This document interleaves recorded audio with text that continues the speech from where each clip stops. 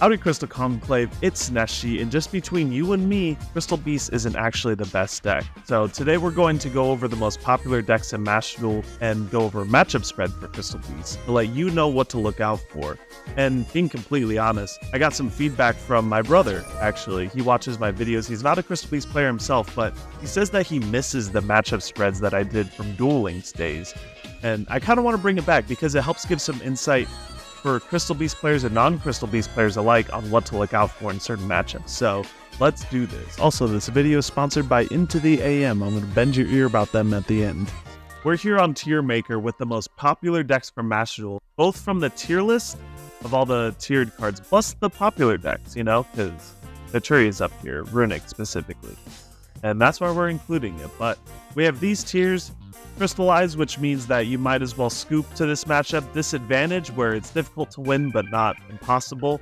Even, just an even matchup. Advantage, it's where we have the advantage in the matchup, but it's not quite free as the free tier right here. So kicking it off with Pearly, the tier 1 deck, and if you know me, you already know this is a disadvantage. Being able to out of towers is very difficult for us with Crystal Beast, and what's neat is we can go for Baguska turn 1 or turn 2 going second so that the Noir is actually negated, and that's kind of awesome. Going first, you want to set up Necro Valley or Baguska. Going second, having to out the towers is very difficult, and all of our interruption and advantage exists on the field. We don't have any graveyard advantage, except for Salvation specifically, but that comes in the form of being able to dump it off of our enablers in hand like Goods and Awakening already.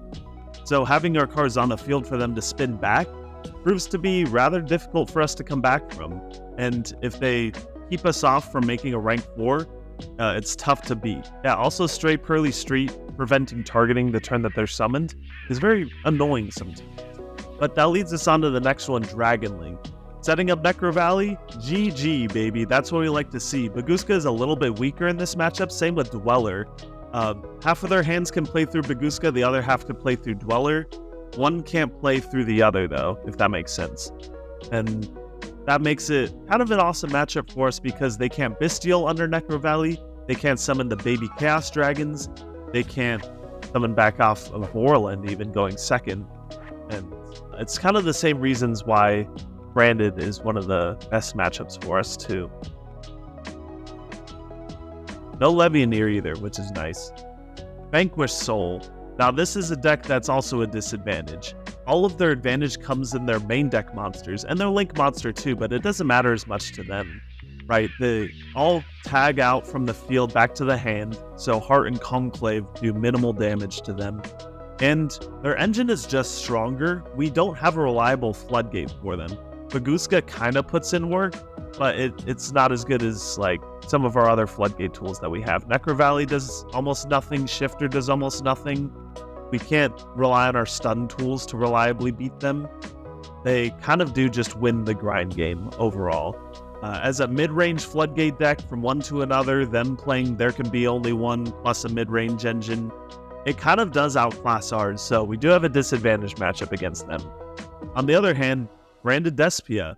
Yep, we have the fastest Baguska in the West, fastest Necro Valley in the West.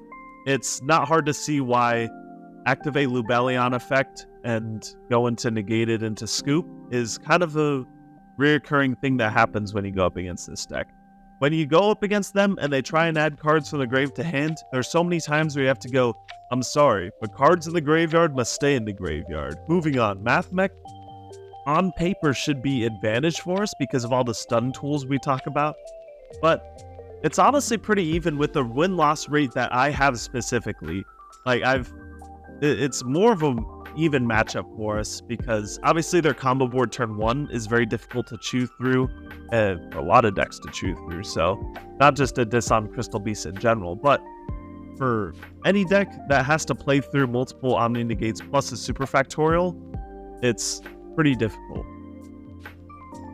Headshot Kid, thank you for the sub. What you'll notice about these decks too, compared to Vanquished Soul, is Heart and Conclave gain extra value, bouncing back extra deck monsters, but all our monsters are main deck monsters, so even if you do manage to bounce them back to hand when they don't tag out, they actually kind of prefer to be that way sometimes, so it does minimal damage. Next up we have Kashtira. Now, Arise Heart isn't what we're worried about, it's really Fenrir. Fenrir is a house against our deck, and this deck is the #1 deck of facilitating Fenrir turn after turn. Birth, bring it back. Every single time. What's the trap card? Kashtira Preparations. Preparations bringing back Fenrir as well. Proves to be a very difficult matchup, actually. Shangri locking out our back row zones, preventing us from Golden Rule OTKing sometimes, does come up, more often than not. Now, Lab is an even matchup, which is interesting, because they do beat us in the grind game, 100%, no doubt about that, unless we have Necro Valley up. So, we do actually have a silver bullet with them in the grind game.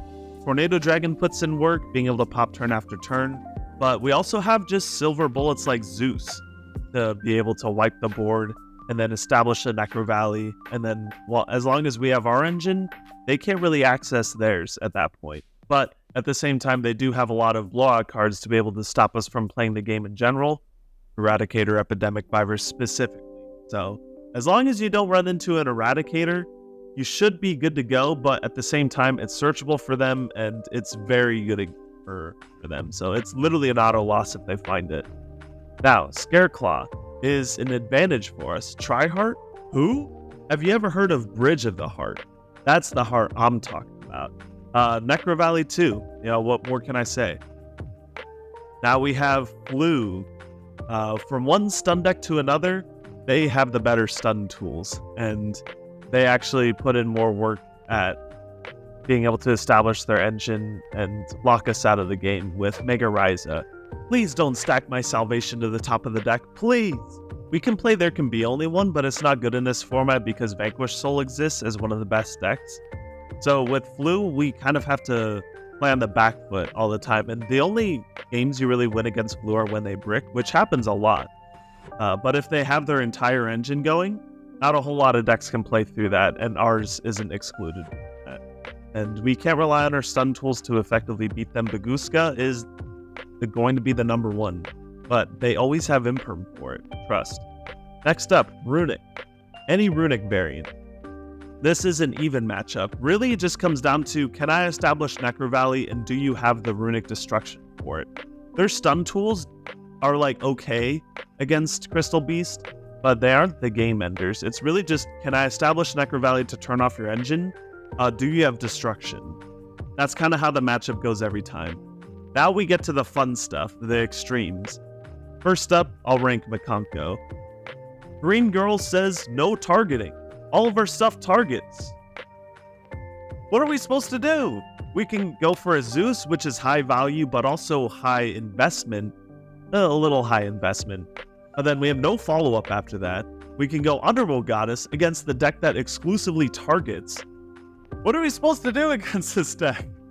I still have yet to figure it out. From what I've heard, and from all the matches that I've won against them where they haven't bricked, it's literally just, can I Zeus and establish Necro Valley? And even then, it's difficult. It's tough. What a tough matchup. We might as well just be crystallized.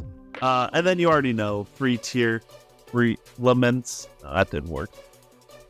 Yeah, Crystal Beast eats Tier Lament for breakfast.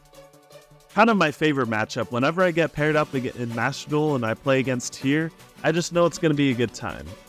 But from this spread, you realize why Crystal Beast isn't one of the top decks, because while we do have some great advantage matchups, the most popular decks, Vanquish Soul Pearly specifically, we have a disadvantage. So a little bit of a rough time, and we have more disadvantage matchups than we do advantage. But, you know, with the right skills, you can take Crystal Beast to the top, but it's going to take a couple of years.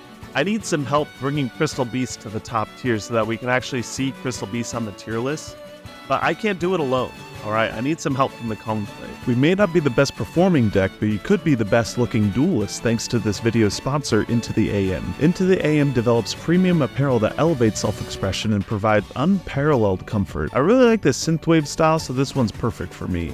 Not only do they have amazing graphic tees that feel personalized, they also provide professional looking shirts, which I wear at my job. Use my affiliate link IntoTheAM.com/NESHY10 to let them know I sent you there, and you'll get 10% off. They're running a banger Black Friday sale with extra 15% off site-wide. You get prices slashed, new markdowns, a free gift with purchase, and a new graphic tee launch.